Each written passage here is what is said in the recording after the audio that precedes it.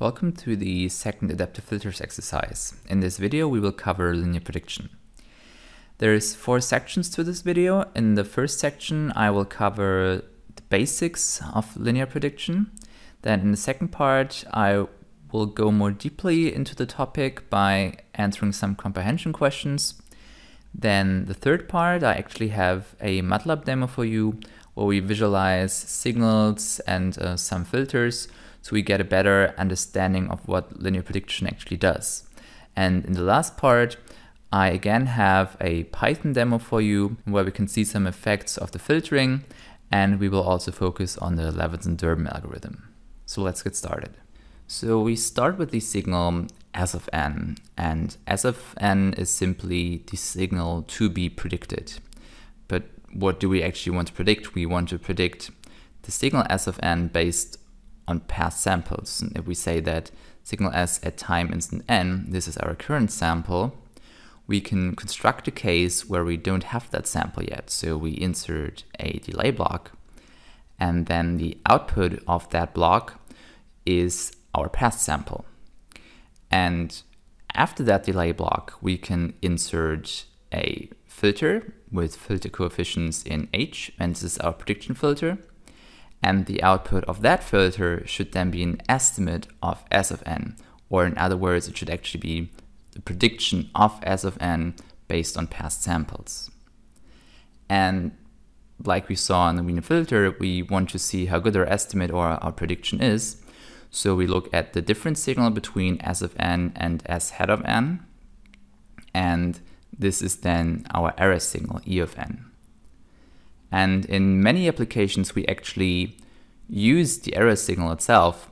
So we introduce another filter, which is the prediction error filter, which directly gets us from S of n to the error signal E of n.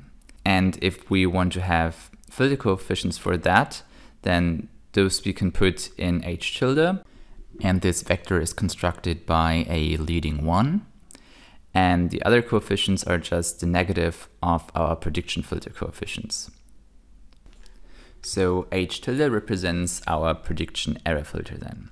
And like I said when I introduced the prediction error filter, we actually make use of the error signal itself in many applications. There's need to inverse the structure going from S of n to E of n. You're going to go back from E of n to S of n. So how do we do it? Like I said, we want to inverse the structure. So we more or less copy the structure up here. We insert our delay element, we insert our prediction filter, and those are the very same coefficients we used up there. But the estimate of S of n we get out of this, we don't actually subtract, but we add them here again, because up there we subtracted, here we need to add. And then this entire structure is the inverse of the prediction error filter. And if you compare those structures, the prediction error filter is a pure FIR structure, meaning that the filter is an all-zero filter. And down here, the inverse of the prediction error filter is a pure IIR structure, meaning that it is an all-pole filter. Those are our structures, but we haven't talked about how we actually get to the filter coefficients of our prediction filter. Of course, we have a cost function again. It's actually the same cost function that we had in the Wiener filter, and it's that we want to minimize the expectation of the squared error signal. But the solution we get out of this is a little bit different because we actually have a different signal model and a different signal structure here.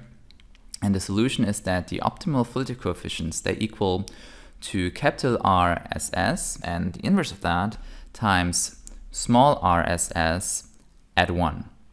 And capital R is the autocorrelation matrix, and here small r is autocorrelation vector. We look at autocorrelations here, not cross correlations. And also the difference to the Wiener filter, you remember we had our vector at 0, and that was that when we looked at the correlation, the vector was filled starting from lag 0 to lag n-1, with n being the filter length. But here, with linear prediction, we start at lag 1 going up to lag n. So this we need to keep in mind when we write down the solution. But this then gives you the solution for the coefficients of the prediction filter. This was the quick review of the linear prediction basics. Now we will continue with the comprehension questions, and there we will be able to motivate and understand the topic a little bit better. The first question is, how is the physiological speech production model transferred to a signal model? So let's look at a picture from the lecture. And you know, speech is a sound wave, and this is connected to airflow. And our air, it originates from the lung, of course. And this airflow passes then through the vocal cords, and they can either do nothing or they can oscillate at a certain frequency. So they induce a fundamental frequency or the pitch to our speech. And then actually where the most information to our speech is added is when the air passes through the pharynx, through the mouth, and through the nasal cavities. And you know, we can hold the mouth in certain positions, we can put the tongue in certain positions, and by doing all that, this is how all the different sounds and phonemes are then actually created. But how does this then transfer to a signal model? In the signal model, we have a generation part, and this corresponds basically to the airflow in our physiological model, because this is the excitation to the entire speech production. Here in the signal model, we have two different kinds of excitations. We have a noise generator, which can be white noise, which corresponds to general airflow, and then we have an impulse generator, which corresponds to when the vocal cords are oscillating, and this impulse generator will generate a sine wave with the very frequency that the vocal cords are oscillating at. And of course, it's never just one or the other. They can be mixed, so we can have voiced and unvoiced sounds, but also a sort of a mixture of those.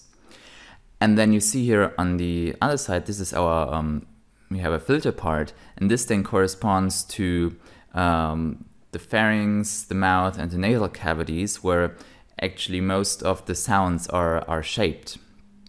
And why do we talk about this with linear prediction? And this is because this filter part here actually corresponds to our inverse prediction error filter when we want to apply it to the speech model. And this also means that the signal between our impulse, between our signal generators and the filter part is actually the error signal from linear prediction. So whenever I apply linear prediction to a speech signal, I apply the prediction error filter, and I get the signal E of n out of that, and of course the prediction coefficients. And how we then use that, we will see in the following. Okay, so then how can linear prediction be applied to speech transmission? Let's say we have a speech signal, which is then S of n, and we don't just apply the prediction filter, but we apply the prediction error filter. Then we have our error signal E of n, and of course our prediction coefficients. And we saw earlier that to reconstruct this, we of course need the error signal and the filter coefficients. So let's say we transmitted the error signal. We have then E of n at receiver side, and we have a filter with which we estimate S of n. And this filter, what this filter looks like, is steered by the filter coefficients that we transmit of the prediction error filter. This is basically our transmission system. But how does this actually help us in speech transmission? So let's assume that we transmit the prediction filter coefficients in some way, and then we have different options, of course, for the error signal. Let's start with option A here. In addition to the filter coefficients, we just transmit E of n as is.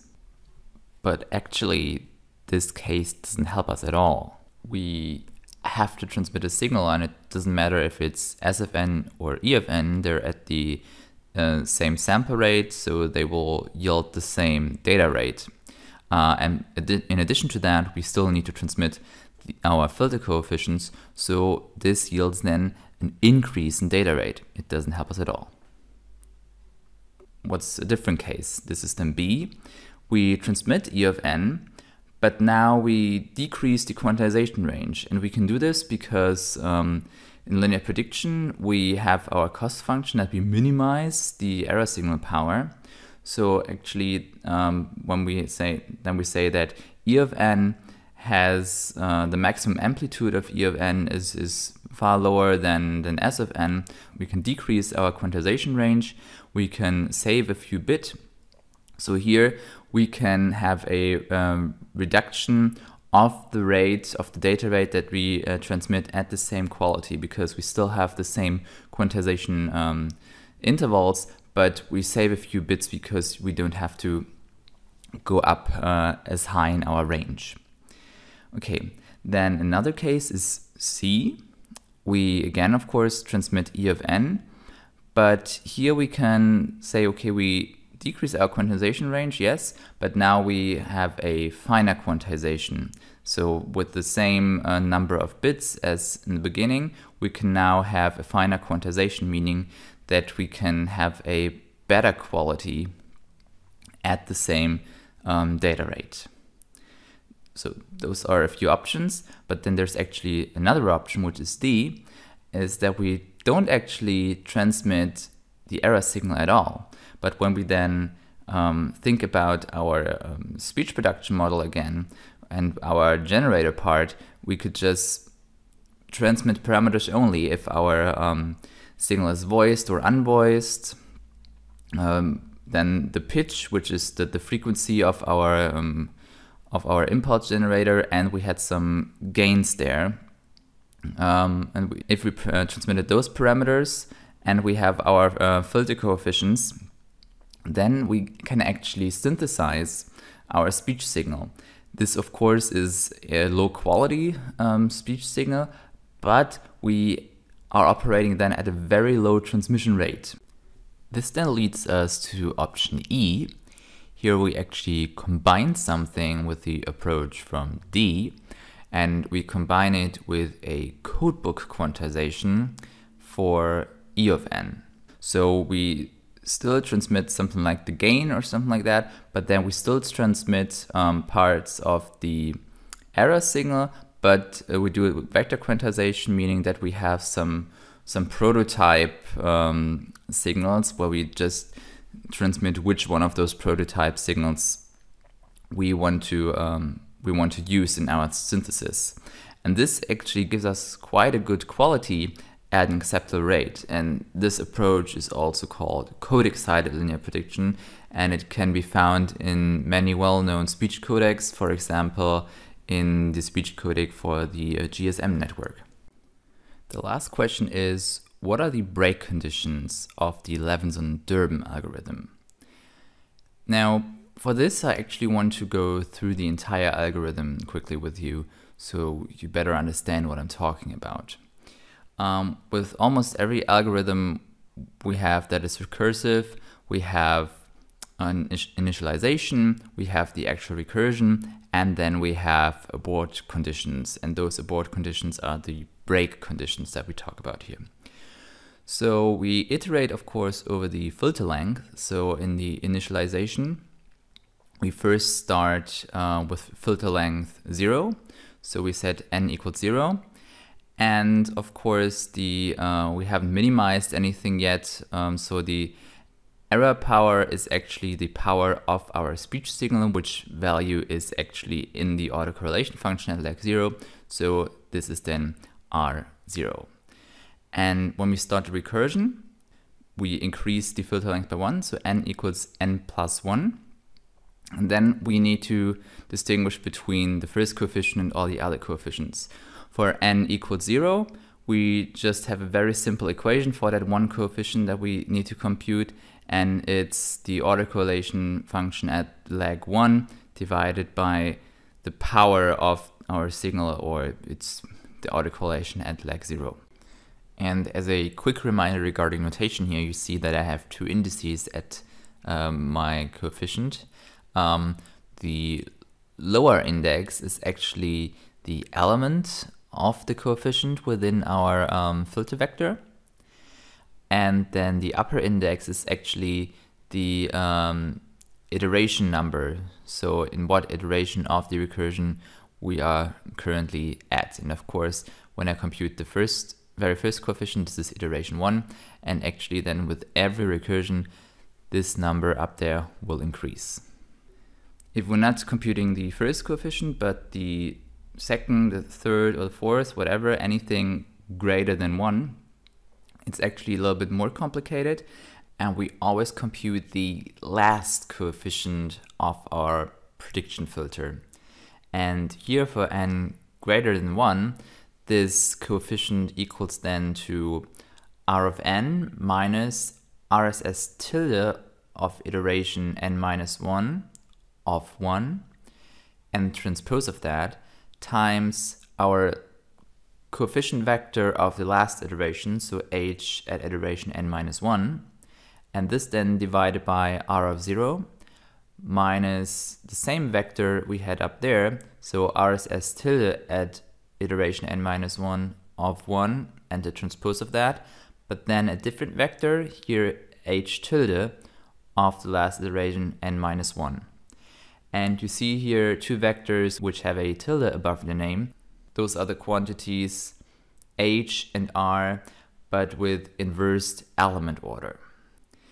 And by this, we only compute the last coefficient of our new coefficient vector, but we still have to update all the old coefficients because we don't just append the last coefficient, we still need to update. So we do this update by the following. We construct a vector where the first n minus 1 elements are given by the old coefficients minus our newest coefficient times h tilde of the previous recursion. And then the last coefficient is, of course, the coefficient we just computed. And then the last step we take is, which is not really necessary for our coefficient update, but we do it for our board conditions. We update the error power we now achieved by this coefficient vector. And this is then given by the new error power is the old error power times 1 minus our newly computed coefficient squared. And this recursion we do every time. We compute a new coefficient, we update the old coefficient elements, and then we have a decrease, hopefully, in error power. And after every recursion, we need to check our abort conditions. And here we actually have two different things we can check for. In A, we look at the power. And the first case is that we just look at the new coefficient that we have computed. And if this new coefficient squared is greater than 1 minus a very small number, this means that we have become numerically unstable.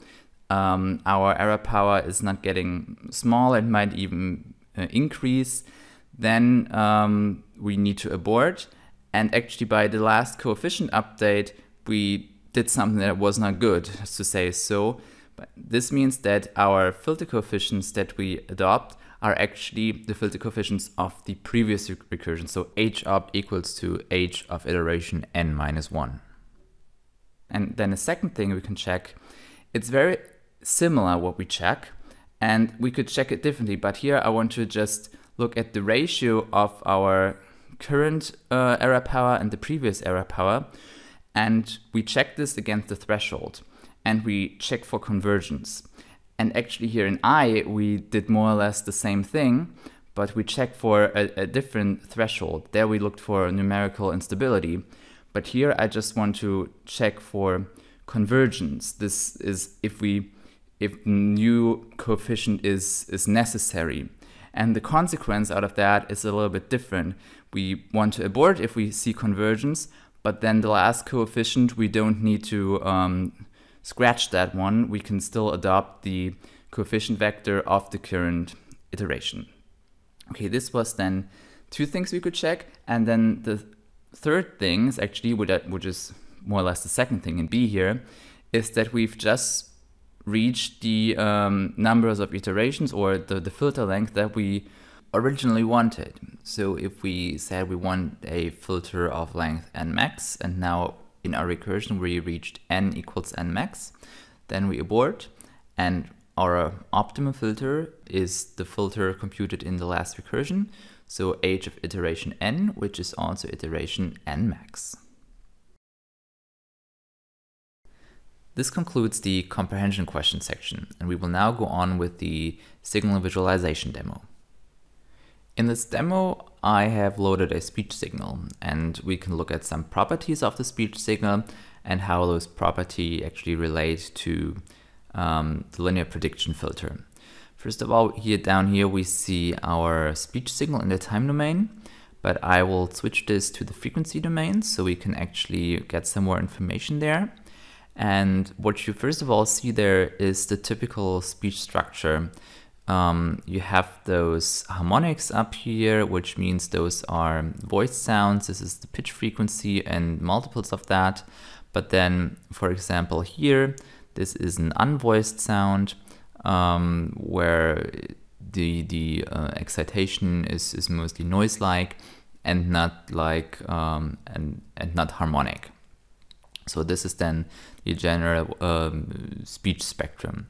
And we can actually look at the autocorrelation function. I select the autocorrelation function and I start this.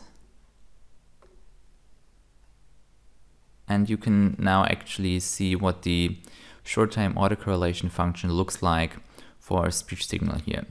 And what you should really notice is that there's a difference between sections of voiced and unvoiced signals. In sections of voiced signals, there is quite a bit of correlation in the signal. So the main lobe is very wide, and the legs 1, 2, 3 or whatever, they're very similar to leg 0. But then when we get in an unvoiced section like here, then it's more or less white noise, like where we have a very high peak at leg 0, and then there's not much correlation within the signal. So this is just some information about the speech signal itself, but we know that actually the linear prediction coefficients, they use the autocorrelation function to compute the coefficients. So depending on what the autocorrelation function looks like in a certain frame, the linear prediction coefficients will be different, so keep that in mind. And actually, now it might be interesting to see the direct comparison when I go to a gain plot. And the gain plot is actually how much we can reduce the error power by our linear prediction filter. And here you should also notice that we can have a very high short-time power reduction in voiced segments, because there actually our correlation, we saw this in the autocorrelation function, it is very high, and we can do a very good prediction and get a very low error signal. And for example, here, our correlation in the signal is low because we are in an unvoiced segment and we're not able to predict the next sample as well, and we cannot achieve a good power reduction, of course. And this is generally referred to as the prediction gain, what we see here, but not an average version, but a short-time version. Okay, we can also see that the coefficients, they change over time because we are working here in a frame-based fashion, and we can also look what the frequency response to that looks like. You also see here in blue the spectrum of the actual speech signal, and you can see that we sort of estimate the envelope of the speech signal here. And when I then look at the error signal, we see that it's actually more flat. And this means that we reduce the high energy peaks. And this also means that we actually removed correlation from our signal when we compare S of n to our then error signal. So our error signal is actually whiten compared to our original speech signal. So if I actually increase the number of filter taps and I go back to a frequency response, you can see that I'm able to get a lot of the fine structure, and then also my error signal will be a little bit better. And I can increase this even more. Maybe let me go to 200. Yes, now we see here that our error signal has less of the fine structure of the pitch period. And of course, if I go to frequency response, we almost match the entire signal here by just our filter, and we can reverse it. This should have given you some more insight into the signal and filter properties. We will now go on with the Python demo, where we will implement a basic linear prediction filter, and we will also look at the Durbin algorithm. For both demos we're working with artificial signals. I created a white noise signal, and I created a inverse prediction error filter. And I used those filter coefficients to filter the white noise signal, and the result was the colored signal that we load here. And we're working with both the white noise and the colored signal here in this demo. And the first thing we do is we plot the power spectral densities of those two signals, and we will see that, of course, the colored signal is colored and the white noise signal is flat in the power spectrum. And then we will go straight into the implementation of the computation of the prediction filter coefficients. We're computing a filter of length 5 here, and the first thing you need to do is estimate the autocorrelation function, because with that you can compute the autocorrelation vector and the autocorrelation matrix. With those two quantities, you're able to compute the optimal prediction filter coefficients. And because we want to compute the error signal, you then also need to compute the prediction error filter coefficients. Those you can then apply to get the error signal, and once you have that, the rest of the script will be executed. The error signal will be plotted, the power spectral density, of course, and we will see what effect our filtering had on the colored signal. So if you want to implement this yourself, please pause the video now, as I will now walk you through the implementation. For the autocorrelation function, we again introduce the variable correlong, in which we put the output of the convolution function, and we convolute the colored signal itself, but of course with the flip version of itself. This thing gives us the long version of the autocorrelation function. And to get the actual function, we take only the second half of that, and we put those in core. And then from that, we can compute the autocorrelation vector. Remember that this vector starts at lag 1. We don't take the first value of the autocorrelation function, we start with the second one and then select n values. The autocorrelation matrix, here we apply the tuplets function, and we select element 0 up to n-1 from the autocorrelation function. Now the solution is just that we multiply the inverse of the autocorrelation matrix with our autocorrelation vector. So we use numpy's matmul and numpy's inverse function. We apply the inverse function to r, and we multiply the inverse with small r, and this then gives us the optimal filter coefficients. The prediction error filter actually uses the coefficient of the prediction filter. Remember that we just add a leading 1, and then we take the negative of those, so we can use numpy's append, with the first parameter being a 1 and the second being our prediction filter coefficients, which of course we have to negate. This is the prediction error filter. And this prediction error filter we can apply to our colored signal. We use the convolve function again, so we convolve colored with HE.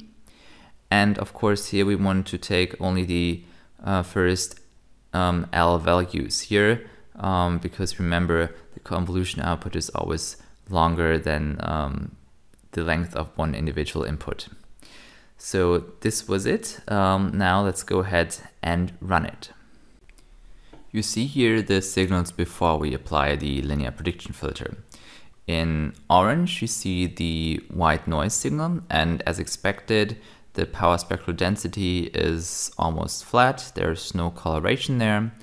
And then in blue is the colored signal. So remember, the colored signal was produced by applying an inverse prediction error filter to the white noise signal, and you clearly see here that the signal is colored now. So what happens then if we apply a prediction error filter to the colored signal? This we see here then with the green line, and you see that this is now more or less identical to the white noise power spectral density. So we were able to remove the coloration. So we were successful with our linear prediction approach. And this also worked because I selected n equals 5, which was exactly the length that I simulated the signal with. But now let's set the filter length maybe to 3. We can just change it from 5 to 3 here, and then run it again. And now we see that we don't have enough coefficients available. We don't have enough zeros or poles, however you want to see is to model. And we're not able to remove all the coloration that is in the signal. But with n equals 5, we were successful in removing all the coloration from the signal. So this was the very basic linear prediction demo. And let's move on to the second demo where we will work on the Levinson-Durbin algorithm. In the demo for the Levinson-Durbin algorithm, we work with the same signals. So we have loaded the white noise and the colored signal again. I've already introduced parameters for the abortion criteria. You see the epsilon here and a threshold for convergence. We directly dive into the implementation, but I didn't leave it all to you. The first thing is we estimate the autocorrelation function. Here I did it a little bit differently. In the last few demos, I didn't normalize the signal because we didn't need it. It was fine to work with the biased estimate. Yeah, of course it's still biased, but I normalized to the length because we will be estimating the error power, and if we don't normalize the autocorrelation function here, then the value of the power that we estimate will hold no meaning. So this is why I normalize here. But then we go directly into the Levinson-Durbin algorithm. We have some initializations up here, and then we go directly into the algorithm itself. We of course iterate over the filter length. So this is the for loop, and we have the distinction between the first iteration and the other iterations. And the first iteration is already implemented for you, and you need to implement the iteration for iteration 2 and greater. And the first thing you need to do here actually is compute the reversed correlation vector. And once you have that, you can compute the newest coefficient. And with this newest coefficient, you can actually then compute the entire vector, the entire coefficient vector of the current iteration. And of course, you have everything to update the error power with the known formula. Then there is space for our two abort conditions. You need to implement what happens if one of those conditions is true.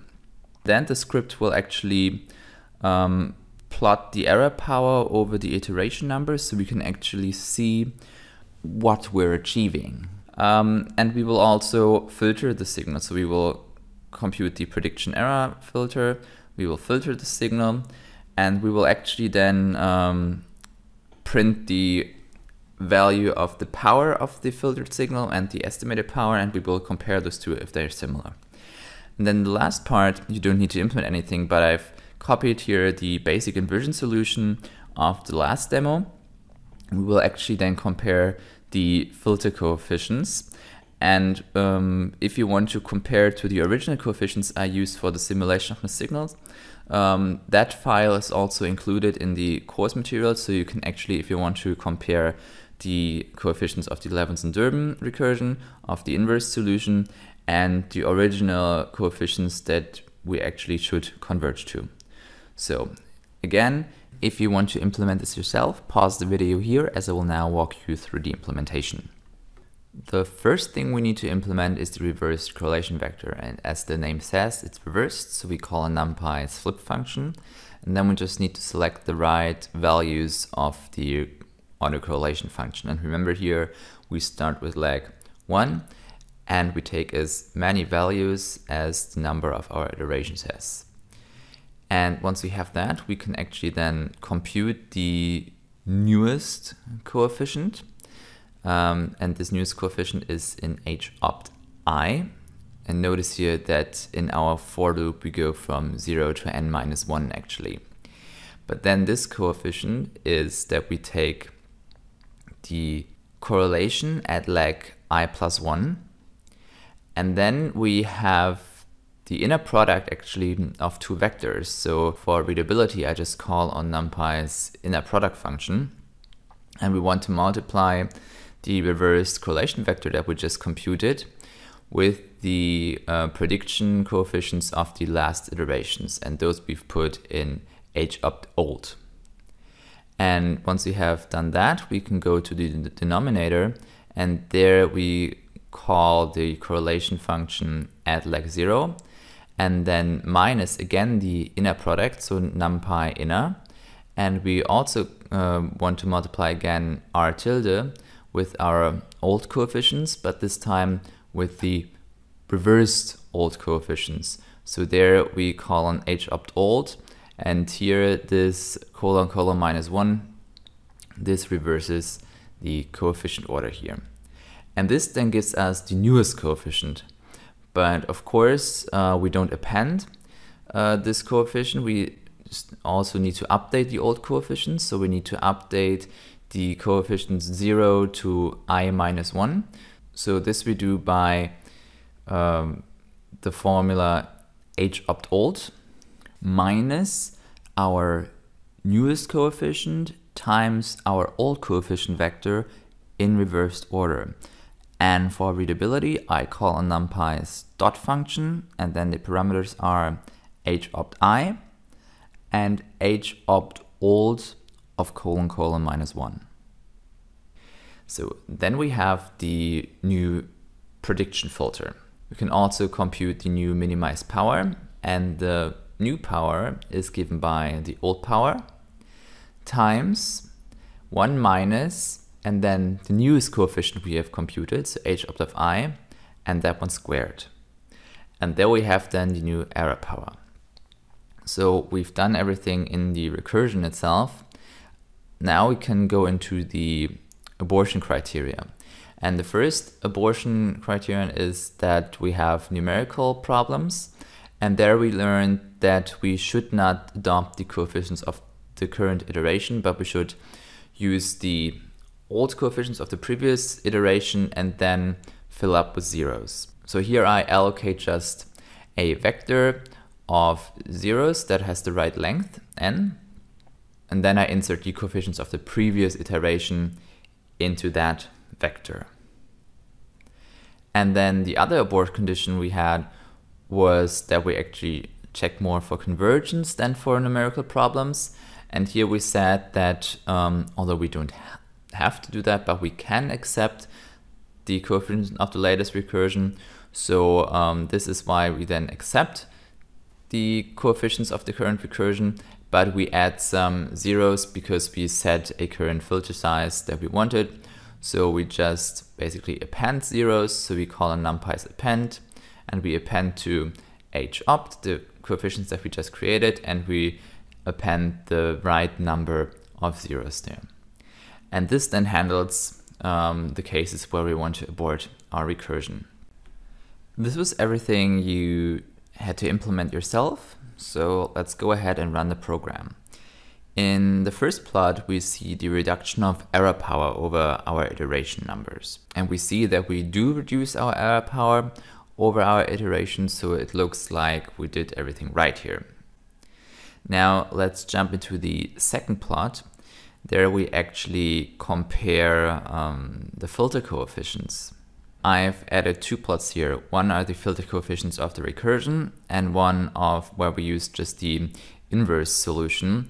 And so we can actually distinguish between those two. One is a stem plot and one is a regular plot. And if those two are identical, then the regular plot should always go through the bullets of the stem plot.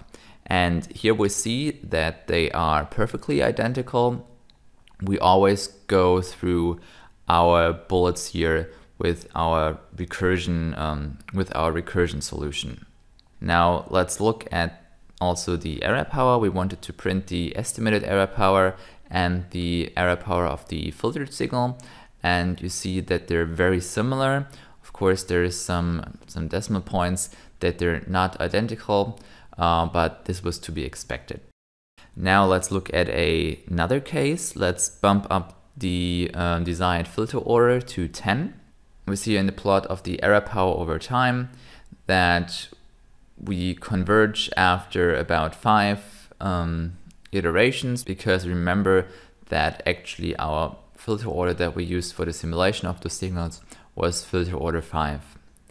And we see the same thing when we look at the coefficients. They're identical again, but the coefficients after 5 elements, they become very small because they don't have that much of an impact anymore. But now let's actually change our abort conditions a little bit. I had the parameter for the convergence set to 0, but now let's bump it up to 0.001. And now we see that we actually abort after 6 iterations, which also can be expected because we said, okay, after 5 coefficients, we have reached the prediction order that we use for the simulation. So 6 sounds reasonable that we say, okay, now we have converged. And when we then compare the coefficients, we can see that here the recursion coefficients, they're 0 after the 6th element, but of course we didn't change the maximum number of filter elements, so the inverse solution will still give us 10 elements here. But now let's look at another case where I actually changed the convergence parameter again, make it a little bit bigger, and then we actually abort here. We see this in this plot. We abort before we reach our prediction filter length that we used for the simulation, because the algorithm thinks that we have already converged. And you now see that the elements of the prediction filter that we computed with the Levinson Durbin algorithm, they differ quite a bit from the ones that we get from the inverse solution, because we didn't individually compute the prediction filter elements, but they get changed in every iteration. And if we then of course step after 3 iterations, the first elements will not be the same as if we had gone up to iteration number 10. This was all I wanted to show you in this demo. Of course, feel free to play around with the parameters yourself. That concludes this exercise video. Thank you for watching.